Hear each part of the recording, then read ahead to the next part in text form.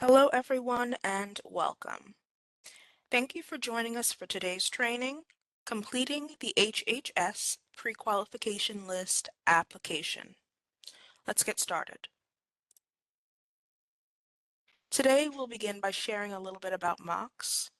Then we'll review the HHS prequalification process in Passport and share some best practices and tips. Finally, we'll share resources to help you complete tasks in Passport. If there's time at the end, we'll also have a Q&A session.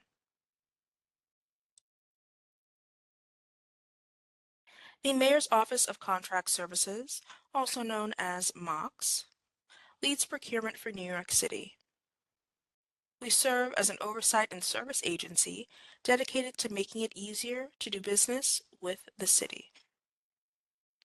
One of the ways we do that is with our digital procurement system called Passport. Here's an overview of the Health and Human Service Prequalification List. Going forward, I'll be referring to it as the HHS PQL. Let's go over the basics. So I'm sure you're wondering, what is the Health and Human Services Prequalification List? The HHS PQL application collects information to verify each organization's ability to establish or maintain a business relationship with the city. How does getting pre-qualified benefit vendors? Prequalification enables you to respond to any HHS RFX released through a Passport. Maintaining your prequalification is very important and required for organizations that want to receive City Council discretionary awards. Prequalification lasts for 3 years, unless a required document expires first. Many nonprofits must submit their annual filings documentation to maintain their approved HHS prequalification status. To renew, the vendor simply updates their application with the new documentation and submits it to MOCS for review. We'll get into the details of the application next. Now here's a very simplified version of the process. First, you find the HHS Prequalified list. After creating a new application, you'll then complete a questionnaire. Submit your filings documents, and finally, you then monitor your application status as MOCS reviews your submission.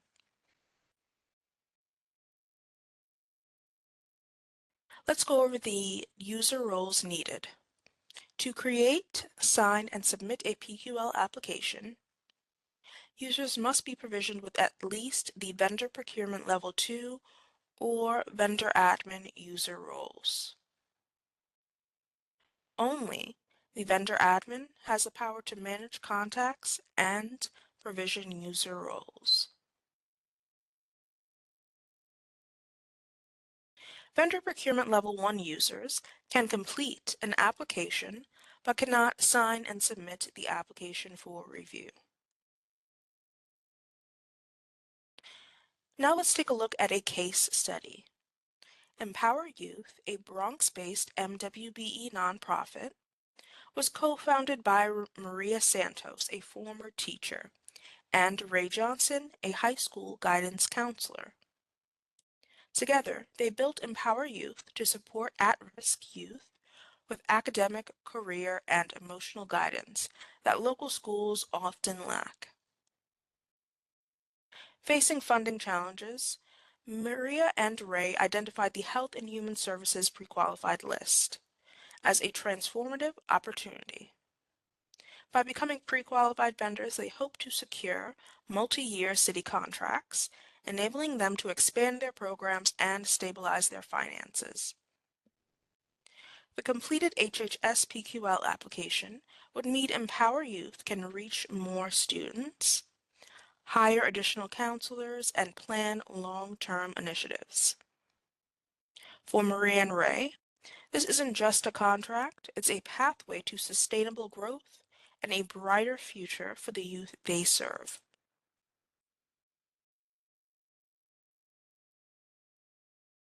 Keep Maria, Ray, and the Empower Youth team in the back of your minds as we discuss how to complete the HHS PQL application in Passport.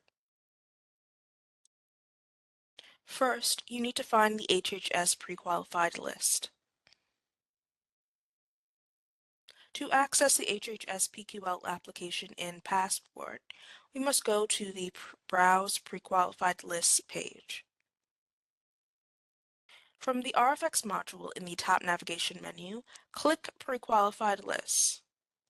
If you can't see Browse Prequalified Lists, then it is possible that you are not provisioned with one of the correct user roles.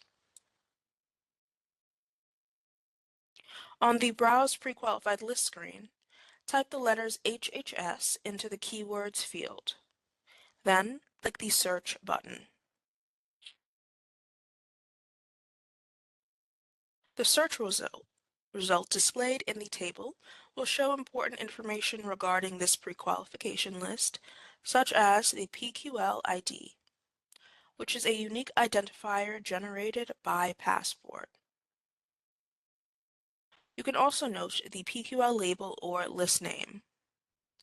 Note that the label says HHS Accelerator Prequalification, but this has nothing to do with the decommissioned excuse me, the decommissioned HHS Accelerator platform.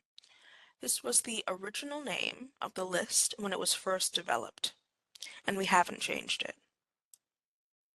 You can also note the relevant industry, which is human and client service. And most importantly, this is where you'll see your organization's current status is specific to the list. To view the HHS Accelerator Prequalification list, you'll click the PQL ID or PQL label. To begin the PQL application process, click the Create New Application button at the top of the screen. Upon opening the PQL application, you'll be brought to the Overview tab. The Vendor Status section will display information specific to your organization as it relates to this PQL. The screenshot shown is an example of a vendor who has not yet submitted their HHS PQL application. The application ID is a unique identifier for your organization's HHS PQL application. Application activity displays draft to indicate that this application has not yet been submitted to MOCS for review. To begin the questionnaire, click the Questionnaire tab in the left navigation pane. Then click either Business Information or the Access Questionnaire button to start answering questions. You'll be required to complete the Business Information section. To begin, go to the Corporate Structure question and select For-Profit or Nonprofit from the drop-down. Based on the type of corporate structure selected, the questionnaire will update with a series of questions and prompts to upload relevant documents.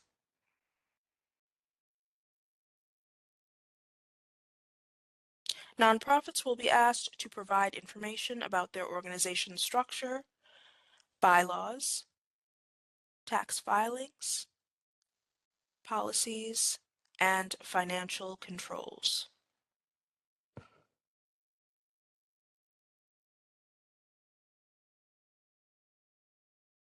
The final question on the nonprofit questionnaire is the Documents tab certification.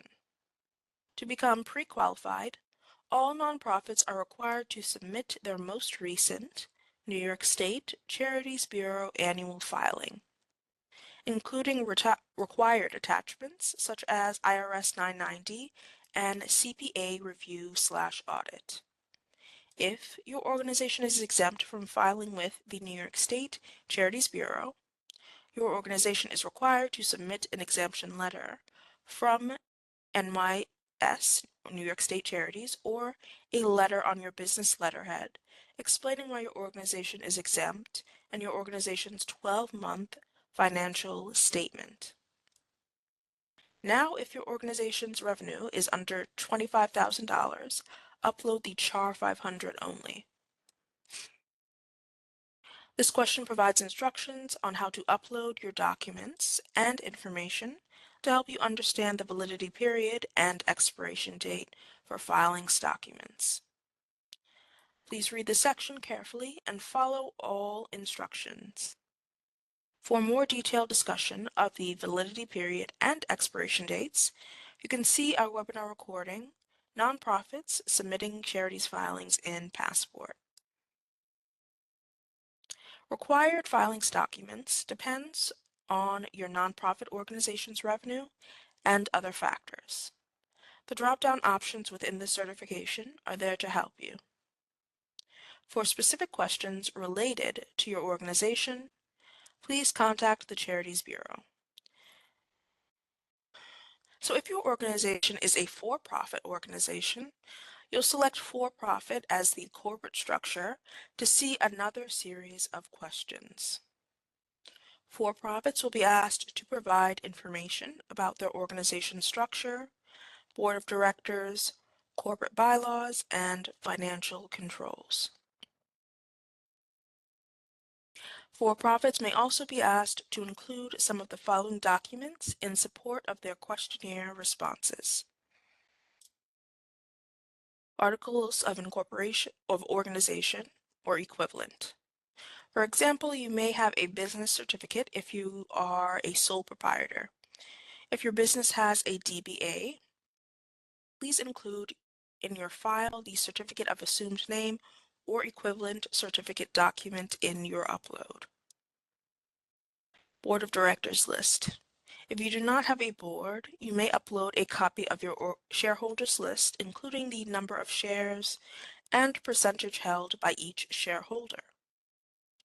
Sole proprietors may submit a signed letter on business letterhead, certifying your organization has neither a board nor shareholders.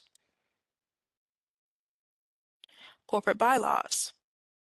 Some organizations may have an operating agreement instead of bylaws, and sole proprietors may submit a signed letter stating their organization does not have bylaws. The final question on the for-profit questionnaire is the Documents tab certification. All for-profit corporations are required to submit a 12-month financial statement or a profit and loss statement to become pre-qualified. If your organization was formed in the last 12 months, upload your 12-month projected budget. Remember to respond to the certification question after uploading your filings document. Maria and Ray have big dreams for Empower Youth, and those dreams include getting multi-year contracts with city agencies that serve youth, such as ACS, DYCD, and New York City Public Schools. Empower Youth's small team worked hard to gather and format the required documentation to complete the HHS PQL application. What will they need to include in their application? Empower Youth had a revenue of $95,000 last year, so they need to include their CHAR 500, IRS 990, and a 12-month financial statement as a single document.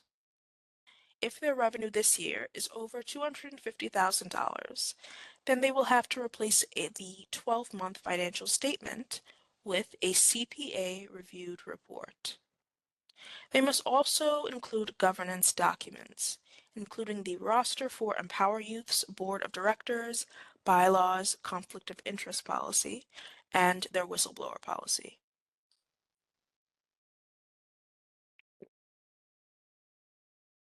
These filings documents are submitted through the Documents tab of the HHS PQL application. The document you upload in the Required Documents section will depend on the way you completed the questionnaire. For example, let's say we have a nonprofit that answered the final section of the questionnaire. I certify that my organization's revenue is over $25,000 to $250,000. And I've uploaded a copy of my CHAR 500, IRS 99D, and 12-month financial statement in the Documents tab. They must submit their CHAR 500, IRS 990, and 12-month financial statement as one electronic file. To upload the document, click the Manage Documents button in the Documents tab. A pop-up window will appear. You'll click the Link File button to select either Upload from Computer or Link from Passport Vault. Documents uploaded to Passport Central tasks, like this, will become linked files in Passport Vault. Once the HHS PQL application is submitted, organizations should then monitor their application status. What happens after you submit your pre-qualification application to MOCS? MOCS will review your application in detail.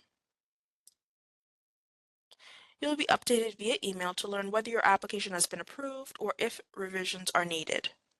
It's your responsibility to keep an eye out for an email notification so you will know as soon as possible whether your organization is approved and you have completed the HHS prequalification requirement, or if it has been returned to you. The email you will receive contains notes and instruction from the reviewer on what changes are needed to resubmit your application for approval. If you need any clarification, you can receive assistance quickly by contacting the person listed in the notification. For either of these scenarios, it's critical to keep an eye out for passport emails. Maintaining your pre-qualification is very important. Pre-qualification lasts for 3 years unless a required document expires first. Many nonprofits must submit their annual filings documentation to maintain their approved HHS pre-qualification status. To renew, simply update your application with the new documentation and then submit it to MOCS for review. So here are a few best practices and reminders when it comes to completing the HHS Prequalification application. The HHS Prequalification application is in Passport, not HHS Accelerator. Remember to upload your organization's financials documents as a single file. And finally, remember to monitor your PQL status. You'll receive a system notification before it's going to expire. You can also check your HHS PQL status within Passport.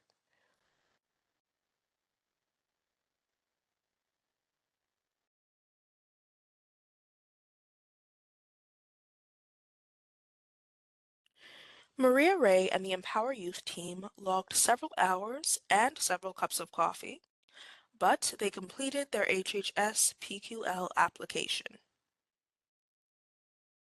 Maria checks her email inbox often for passport notifications. As one of Empower Youth's vendors admins, she would receive these notifications for the organization. Maria also checks her junk email folder in case a passport notification email was mistakenly redirected there. Maria and Ray also monitor Passport Central itself. They can see their application status in the Application History tab. They can also research upcoming contracting opportunities in the RFX tab. For Maria, Ray, and the Empower Youth team, completing the HHS PQL application is a pivotal moment in their journey. one that could transform not only the future of Empower Youth, but also the futures of countless young people in their community. All right. So please keep in mind while I'm logging in right now that this is a test environment, so it may look differently or be significantly slower than the live version of Passport. So I'm just going to take a few seconds to properly log in. Appreciate that. All right, so let's get started. Now to begin, I'm going to look for the HHS PQL. So I'll go to the top navigation menu up here and hover over RFX. So as you can see, a drop-down menu has appeared and you'll click Browse Prequalified Lists. In the keywords field, you're going to enter HHS, and you can either press enter on your keyboard or click the search button. I'm going to click the search button. All right. Now, the table displayed below will show important information regarding each pre-qualification list managed in Passport. So this information includes the PQL ID, which is the unique name generated by Passport, and the PQL label or list name. So you can either click the PQL ID or PQL label here to open the RFX. I'm going to click the PQL ID. All right, so now we're on the Overview tab, as you can see, of the pre-qualified list. The PQL information section provides key information relating to the PQL. So this includes the PQL ID, the PQL label. If you scroll down, you'll see the industry, availability, which tells us if a list is open, closed, or inactive. And below that is the open date, which will tell us when the list became open, and more. Now, if you scroll down to the vendor status section here, it includes information specific to your organization relating to the PQL, such as the application ID, which is blank until I start my application. The application activity status will display none because I've not initiated a pre-qualification in Passport. The current status is your organization's status in relation to this list. So it's going to display approval required because MOCS has to approve all HHS PQL applications. So when you're first getting started, everyone will see this status here. And finally, we have the qualification expiration date, which I'll receive once I'm pre-qualified. Now, if you scroll down, the last two sections provide a brief description of the PQL and any instructions or requirements that apply to the PQL. So to begin, the PQL application, I'm going to click the Create New Application button at the top of the screen.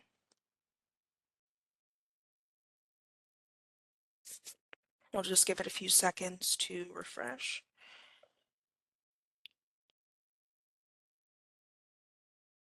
All right, awesome. So you'll notice that the left navigation menu now has 4 tabs: Overview, Questionnaire, Documents, and Application History. You'll also see the warning alert in the alert section, which tells me to complete all required fields before I submit. So now we're going to scroll down the Overview tab and look in the Vendor Status section. The application ID has now been generated. So when you're doing this process yourself, please take note of the application ID number right after you click Create New Application. All right, and you'll also want to take note of the application activity, which updated from none to draft, because we haven't submitted the application for review yet. We're only in draft status. All right, now we're going to start the questionnaire by clicking Questionnaire in the left-hand navigation menu. So the questionnaire consists of one section, the business information section. To begin, I'm going to click the Access Questionnaire button. All right. Now you're going to select your organization's corporate structure by clicking the drop-down and identifying whether your organization is a nonprofit or a for-profit. So for this demo, I'm going to select nonprofit. The questionnaire is going to take a few seconds to update and will display questions based on the type of corporate structure selected. And now I'm going to start filling out the questionnaire by uploading documents and answering questions. So first is, oh, I did that already. So first is certificate of incorporation or equivalent. So to upload, I'll click the click or drag to add a files button.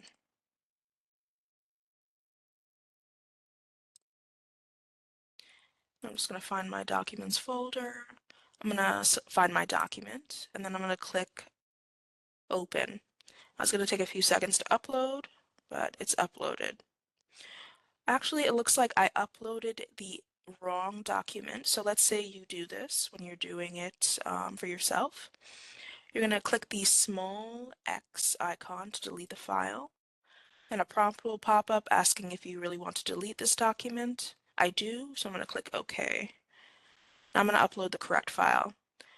Click the click or drag to add a files button, find the document, wait for it to upload, should take a few seconds, and I uploaded my correct COI. All right, so now we're going to move on to the corporate bylaws, and we're going to do the same exact thing to upload. Click the click or drag to add a file button, select the corporate bylaws, wait for it to upload, and moving on again. Got the board of directors list. Wait for it to upload. All right, now we're going to answer our tax filing question. So the question is, has your organization been determined tax exempt by the IRS? For this question, I'm going to select yes from the drop-down menu. Wait a few seconds, and you'll notice that an additional field will pop up asking me to upload my IRS determination letter. All right, so to upload, click the click or drag to add a file button.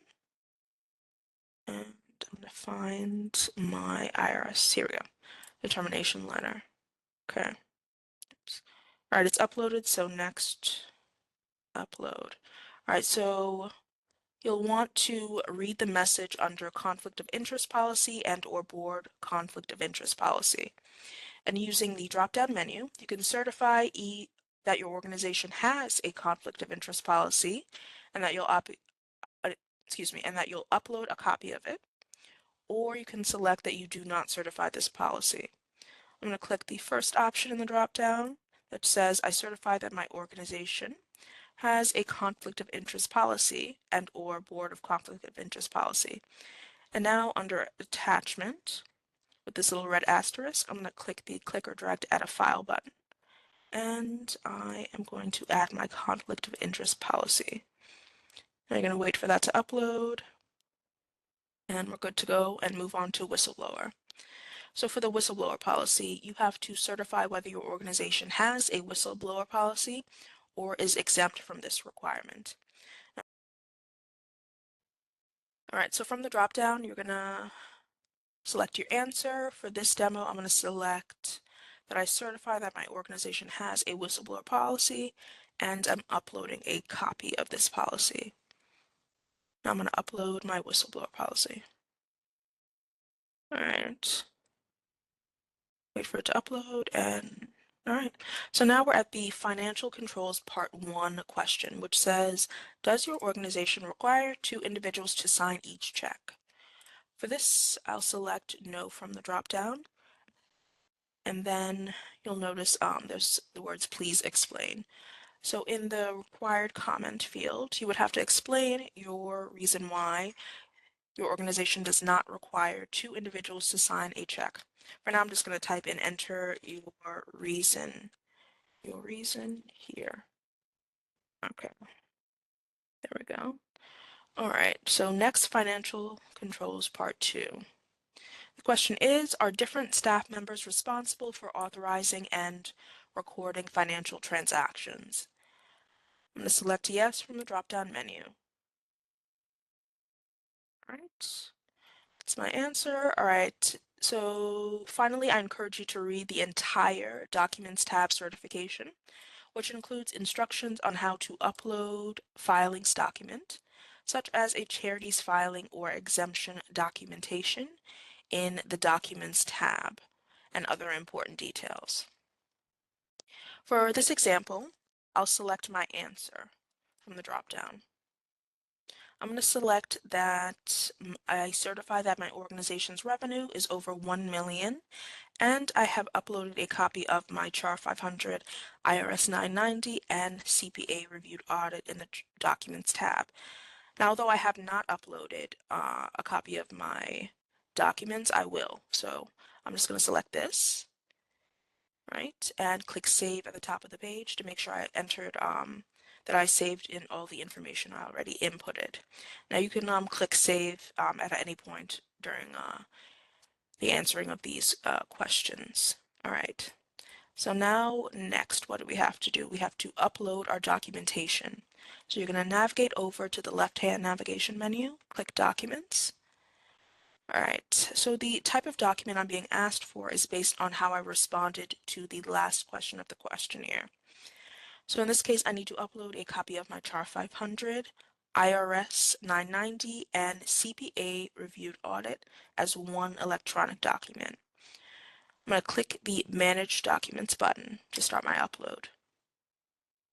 Now, to upload, I'm going to click the Link File button.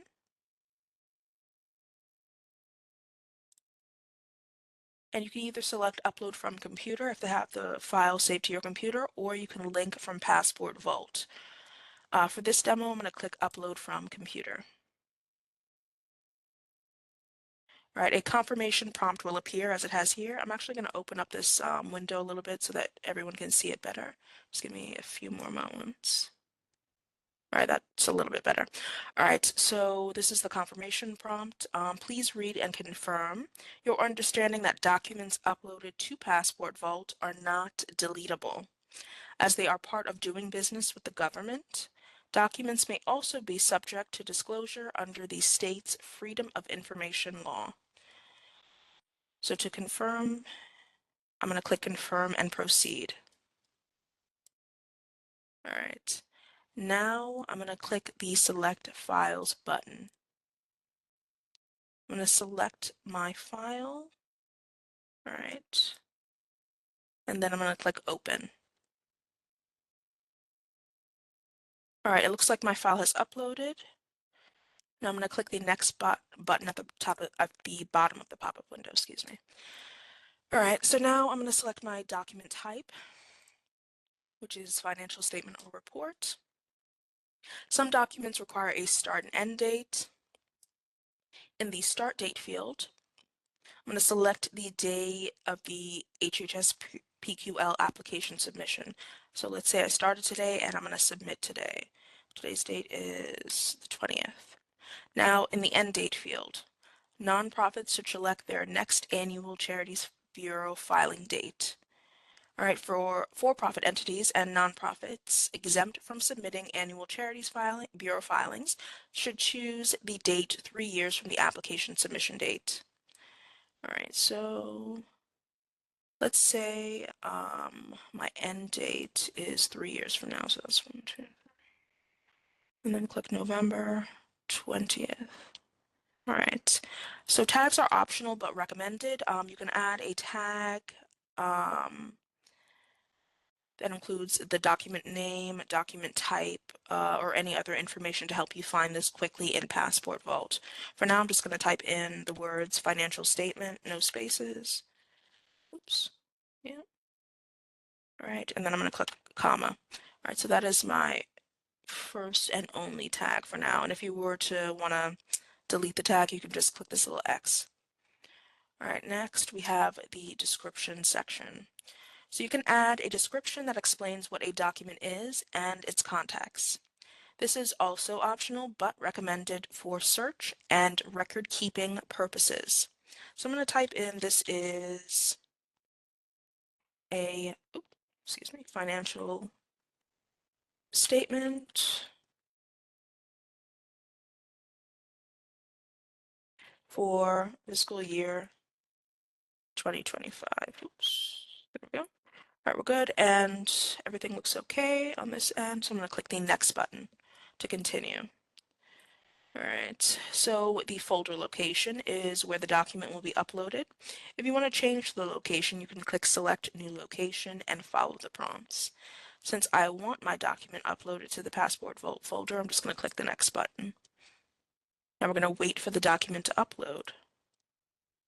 All right, so it took a few seconds. Once the document uploads, as you can see, the screen has refreshed, and we're back on the Manage Document pop-up window. So you'll see here my char 500 was uploaded, and also, yep, so everything's good. So I'm going to click the Close button at the top of the pop-up window, and we'll be taken back to the Documents tab, where you'll see the uploaded document, and the green icon is under the Validity column. All right, so I think we're good on that end. So now I'm going to quickly show you the application history. You'll just click the tab in the left-hand navigation menu, and I'll just point out that this tab includes the current status, application activity, application ID, and, didn't mean to click that, and the application status. So the application activity and application status fields currently say draft. This will update once I submit the application for review. All right, now grand finale. Now that we've completed the application, I'm going to click the Submit for Review button. So this submits the application to the next level of my organization, which is a user or users with the role Vendor Procurement Level 2 or Vendor Admin. All right, so since we have both of those roles already, I'm going to click the Sign and Submit Application button at the top of the page. Before I do so, I just wanted to point out that I can also edit the application by clicking the Return to Vendor L1 Draft button to make any changes. Or I could also cancel the application and start a new application by selecting the Cancel Application button. Since everything's good, I'm just going to click Sign and Submit Application. All right, here we go. Now a pop-up window has appeared requiring you to certify the information within the application.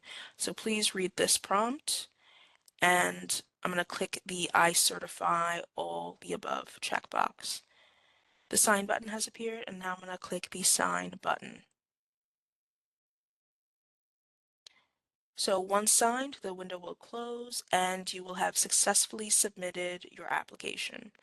After you submit the application, a message will appear at the top of the screen stating that your application is currently in review. Now, your current status will remain as approval required, and your application activity status will change to in review. All right, so thank you all so much for your patience. Now we're going to head back to the PowerPoint. All right, thank you, Joyce. All right, so here are some additional resources that you can use to get help and navigate Passport. You can access our Learning Resources Library page by visiting nyc.gov/learnpassport. On that page, we recommend using the panel on the right to get to the topics you're interested in. You will also be able to find some resources in Spanish. Remember to visit the Trainings tab on nyc.gov/learnpassport. There you'll have the opportunity to sign up for future trainings and see webinar recordings. Those of you new to Passport may want to watch the recording for completing the vendor enrollment package. You can also access an earlier recording of this webinar and learn more about award clearance for NYC Council discretionary funding. Yep, the nonprofit charities filings video is also on this page. And next we have the MOCS help page. So you still have questions or need help navigating Passport? You can check out this page by visiting nyc.gov/MOCS-help. You can also review answers to frequently asked questions to address your Passport issues. To submit an inquiry to the MOCS Service Desk, click the link at the bottom of the page. We host several free trainings and events to help organizations do business with NYC. So please visit mocsvendortraining.eventbrite.com to learn more and register for our upcoming events. Also, please follow us on Eventbrite to stay up to date on all our in-person and virtual trainings.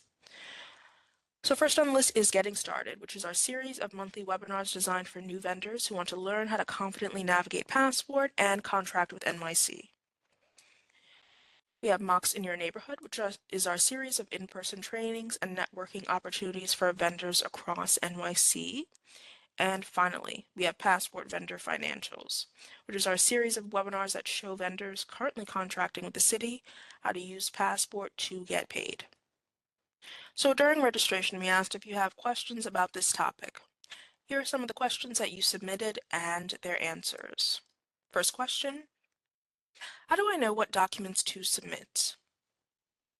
Documentation requirements depend on whether your organization is a for-profit or nonprofit, and your organization's revenue. For nonprofits, the questionnaire will request specific documentation such as a board of directors list, conflict of interest policy, etc. Then in the Documents tab, they will need to upload their Chart 500, 990, and other financial documentation in one PDF file. Next question is, I've completed and submitted my PQL application. How long does it take to be approved? Answer is, it typically takes 1 to 3 business days for MOCS to review the application and determine that the application either needs revisions or is approved. All right, last question. Do I have to use Document Vault for my documents? My files are on my computer. You have the choice to upload documents from your computer or the Document Vault. Please note that if you upload a copy from your computer, a PDF copy will be created in the vault as well. And all items in the vault are subject to city and state record keeping and freedom of information laws. Thank you so much. I would like to thank all our MOCS team, Gabby, Karen, Brooke, and our moderator, Anaya. We appreciate all of your time today and your questions. We will be trying to get back to you as soon as possible for those folks in the direct message area. All right, everyone have a great rest of your day. Take care.